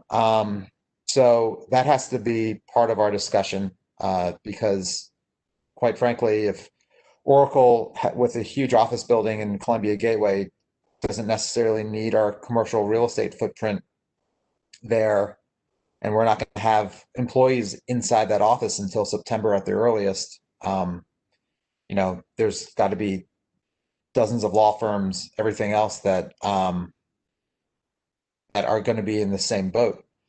As a Howard County resident, just as a parent, I'll just say this as an aside. We have 2 kids that are in remote learning this year. And my wife has a doctorate in education where she puts together curriculum and assessments for school systems across the country, working mostly with under-resourced schools. So she has a lot of rural schools in Mississippi. She has Baltimore City. She has schools in Memphis and Nashville and urban and rural schools. So she has a really good idea of how our kids are doing with remote. And we got our kids assessment the other day. Between the 2 of them, they have 1B, all A's. I don't think either one of us would say that what they've learned in the first quarter or first semester equals the greatest achievement they've had academically. I think the bar has been lowered as far as remote learning goes, both for what our kids are learning and how our teachers are teaching. This is just me candidly, and I know that they're with folks on the school board and at the superintendent's office, just saying this for their benefit. I think we are not happy with how a lot of the decisions were made from last spring on. I'm going to give the school system credit for trying to get as much done last spring in a crisis that nobody anticipated, but the lack of really original thinking and somewhat the fact that we have not followed the science as well as we should have from the president on down, keeping bars open while schools were closed just really angers me. And we could have done better for the economy by trying to keep some of these non-businesses limited while getting kids back into school so parents could get back to work. Instead, we have really hurt some of our poorest workers, hurt businesses, and I think the economic damage is just going to continue to metastasize for the next few years. So it's just candidly where I am. And if you want to see more of my candid thoughts, join me on Facebook. Other than that, happy to be on this. And I think this is really probably, like I said, I've been on this for 5 years, and I can't imagine a more important year to be on this. So I look forward to working with everybody. Thank you, Jasper, for your perspective. Next is Dr. Wu. Thank you, Dr. Swin, and thank you, Mr. Tucker, for your opinion or feedback for the school system.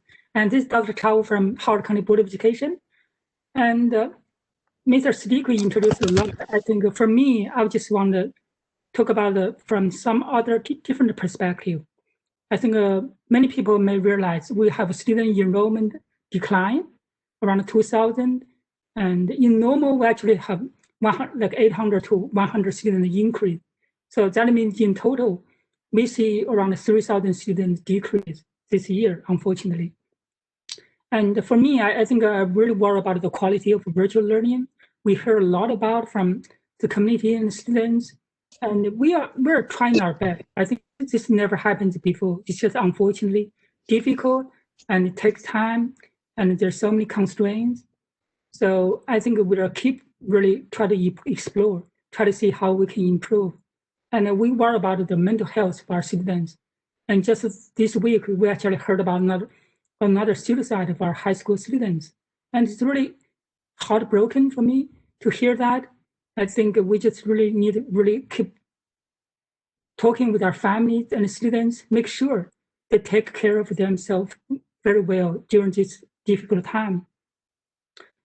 We're not able to have a normal athletic program. I think that's one part, a very important part of our student life, and we're lacking that.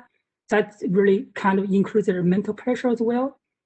I think ultimately, it's really safely our student and staff is really highest priority. We want to make sure, even we consider, for example, hybrid model for this school, we need to provide that as our highest priority.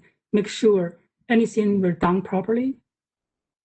In terms of the budget, I think it's really the question for the board, for the schools, are we able to get the MOU for the next year? I think we'll learn more from Dr. Swin later.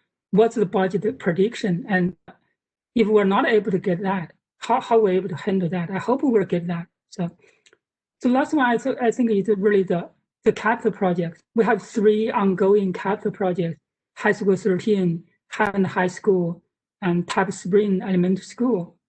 Are we able to really, because we got the first year money, but I think my concerns, are we able to move forward without any delays or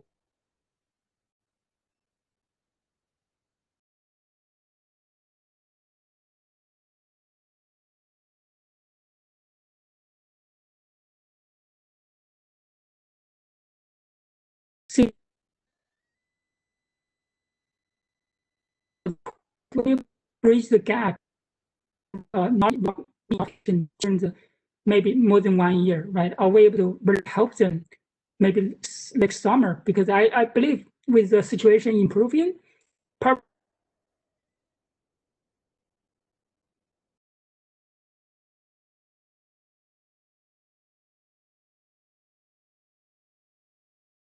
maybe something differently and innovatively next summer to help our students. That's something I'm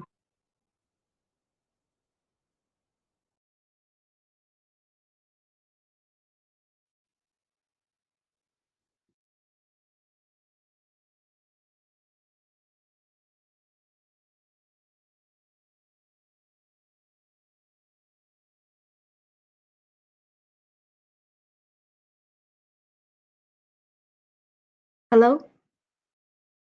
Okay, thank you. I think there's a little bit streaming issue just now. Dr. Wu?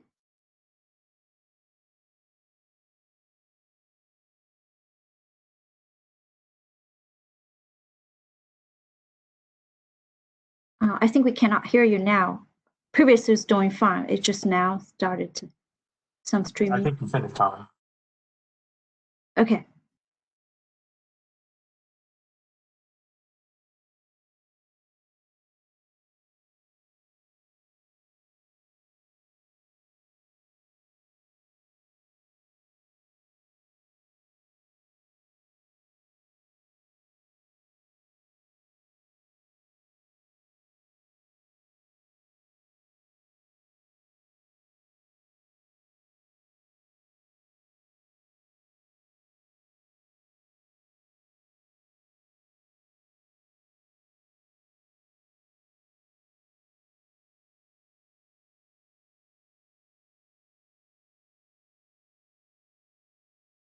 Hello?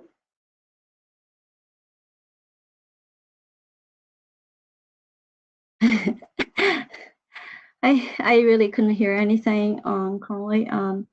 Dr. Wu, I think we heard the first like 4 minutes on that. I don't know whether you have a closing remark to make. Okay, so I just talk about the capital project. Oh. Did you hear that? Yeah. Okay, that's Yes. all. I think it's really, I think because this is a pandemic, we're not opening to come back to school. I just wonder whether the school system is able to provide something new beyond the school year, maybe next summer, because I think the pandemic will be under control at that time. So are we to do something to help our students to compensate for their loss of learning and loss of education for next summer? That's something when you think about it, and where do we get the money for that? I think that's the concern for me for the moment. Yeah. Thank you very much, and welcome on board, Dr. Wu. With that, I think we finished very well for our meeting. And so let me just make sure I go to the next slide and wish everybody and your family a wonderful holiday season, because we're not going to see each other again until December 3rd. And I also want to take a moment to thank our IT department, DCS, for significant help and try to actually make this web meeting very smooth and helpful. Thank you so much, and see you next time. Bye. Bye-bye. Thank you. Bye, thanks. Thank you.